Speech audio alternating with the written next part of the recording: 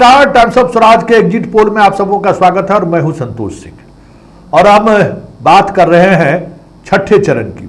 देखिए, छठे चरण में जिस तरीके से वोटिंग हुई है, जिस तरीके से महिलाएं बढ़ चढ़ कर हिस्सा ली हैं, ऐसे में हमारा जो इंडेक्स है वो इंडेक्स एनडीए के साथ है, मतलब बीजेपी और जदयू के साथ है। जिन 8 सीटों पर चुनाव हुआ है, कहने को शिवहर में बहुत क्लोज फाइट है, महाराजगंज में कहने को बहुत ही क्लोज फाइट है, लोग कह रहे हैं कि बहुत क्लोज फाइट हुआ है, भूमियार वोट टूटा है, वाल्मीकि नगर में यादव का तिलिस्म चला है, बहुत वोट खरीदे हैं। लेकिन इन सब चीज़ों के बाद भी, जैसे मोतिहारी को लेकर कहा जा रहा है कि राधा मोहन सिंह चुनाव हार सकते हैं, उसी तरीके से बेतिया में ब्राह्मण संजय जायसवाल के खिलाफ वोट किया है, जबरदस्त गोलबंदी हुई है संजय जायसवाल को लेके, संजय जायसवाल चुनाव हार रहे हैं। कई तरह की इस तरह की चीज़ें सामने आई हैं।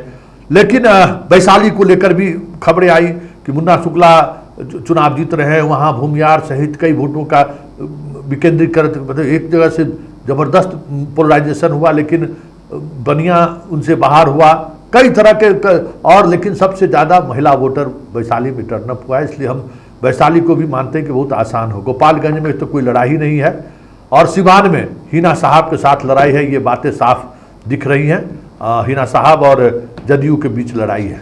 और अगर हम महिलाओं के टर्नओवर की बात करें तो वाल्मीकि नगर में लगभग 11%, 10.96%, आप समझ सकते हैं कि 11% ज़्यादा महिलाएं वोट की है।